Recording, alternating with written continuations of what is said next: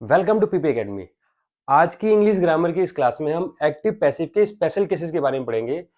General rules हम already first class में पढ़ चुके हैं, तो यहाँ इसमें हम पढ़ेंगे कि इंपेरेटिव सेंटेंस, इंटेरोगेटिव सेंटेंस या जो लेट वाले सेंटेंसेस होते हैं, इनमें हम किस तरह से एक्टिव से पैसिव में चेंज करते हैं, कौन से रूल गवर्न करते हैं इनको, ये सब पढ़ने वाले हैं। देखिए, सबसे पहले इंटेरोगेटिव सेंटेंस यानी कि क्वेश्चन वाले सेंटेंस। इसमें क्या रूल होता है? हेल्पिंग वर्ब, क्योंकि क्वेश्चन मार्क है तो सबसे पहले हेल्पिंग वर्ब आएगा। अब इसके बाद वो स्ट्रक्चर फॉलो होता है जो हम जनरली एक्टिव पैसिव में फॉलो करते हैं। देखिए, ऑब्जेक्ट पहले आ जाता है, सब्जेक्ट लास्ट में चला जाता है, वर्ब की थर्ड फॉर्म होती है और बाई लगाते हैं। बाई लास्ट में प्लस सब्जेक्ट होता है। यहां जो हमारा बी होता था ना, बी प्लस बी थ्री, तो ये वाला जो बी की फॉर्म है ये हमारा एज ए क्वेश्चन मार्क सबसे पहले चला जाएगा। सिर्फ जस्ट इतना चेंज है, बाकी पूरा स्ट्रक्चर एज इट इज है। जैसे did she completed the work, तो इसका हम पैसिव कैसे बनाएंगे? देखिए,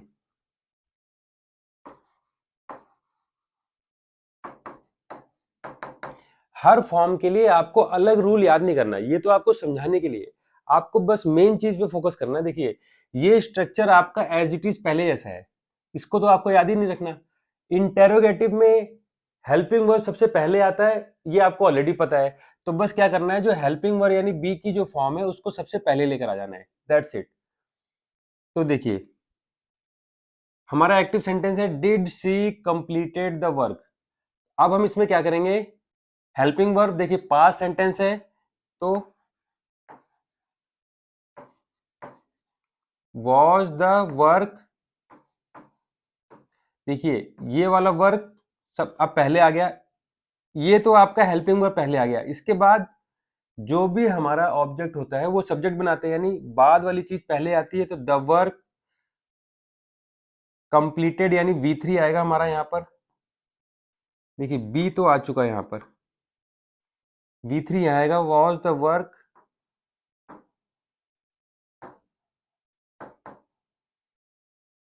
कंप्लीटेड, ये कंप्लीट था, इसकी थर्ड फॉर्म आ गई completed. Was the work completed. अब ये शी है, बाई लगा के हम इसको हर करेंगे। तो इस तरह से हमने चेंज किया है इंटेरोगेटिव सेंटेंस को। स्ट्रक्चर बेसिकली यही रहेगा, यानी कि ऑब्जेक्ट को सब्जेक्ट V3 बाई, यहाँ B3 जो है B प्लस B3 ना होकर खाली B3 है, क्योंकि इसका B पहले चला गया, यानी हेल्पिंग वर्ब पहले आ गया है। तो ये आप ध्यान रखेंगे।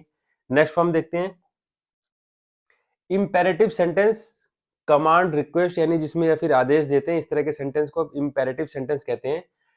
और इसकी खास बात होती है ना, इसमें लेट को देखते ही आप पहचान सकते हैं। Late object B plus B3, ये थोड़ा सा इसका स्ट्रक्चर डिफरेंट है, बट पैसिव सेंटेंस पहचानने का ब्रह्मास्त्र है।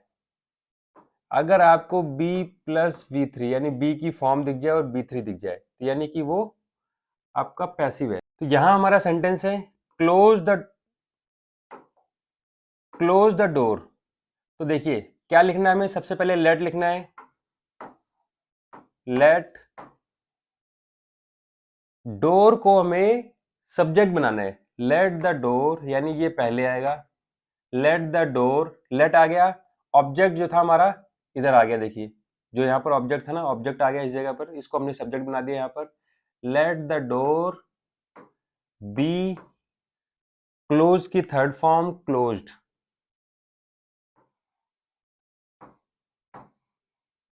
Late the door be closed.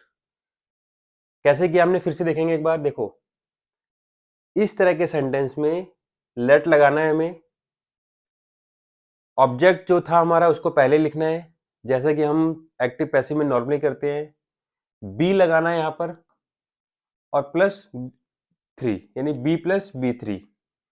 दूसरा देखते हैं विद प्लीज, जो सेंटेंस प्लीज से स्टार्ट हो रहे हैं। देखिए, प्लीज वाले में क्या होता है,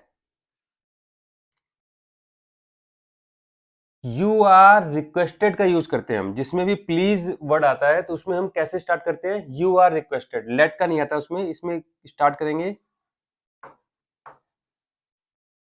यू आर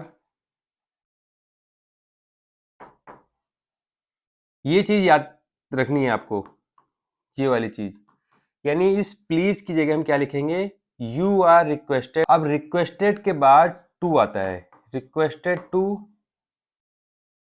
हेल्प मी। और हेल्प मी में ऐसा कैसा रहेगा, देखिए हेल्प मी में इसमें हम वर्ब की थर्ड फॉर्म हमने यूज नहीं की। नेक्स्ट फॉर्म देखते हैं। देखिए मॉडल्स जो होते हैं ये मॉडल्स में बी का यूज करते हैं हम। मॉडल आएगा पहले हमारा, उसके बाद बी, फिर V3। ये कुछ जो स्पेशल केसेस है इनका आपको स्ट्रक्चर याद रखना पड़ेगा। कंटिन्यूअस सेंटेंस अगर होता है, अभी हम इसके भी एग्जांपल देखेंगे, तो बीइंग लगाते हैं। परफेक्ट वाले में बीन लगाते हैं। इसी तरह से जो मॉडल आता है उसमें हम बी लगाते हैं। ये चीज हम आपको याद रखनी है। तो देखिए इसका हम कैसे करेंगे, you should obey the rules का हम कैसे लिखते हैं, द रूल्स, इसको हमने पहले लिखा शुड बी। देखिए ये इंपॉर्टेंट है यहां पर, द रूल शुड बी, ओबे की जगह ओबेड आएगा थर्ड फॉर्म,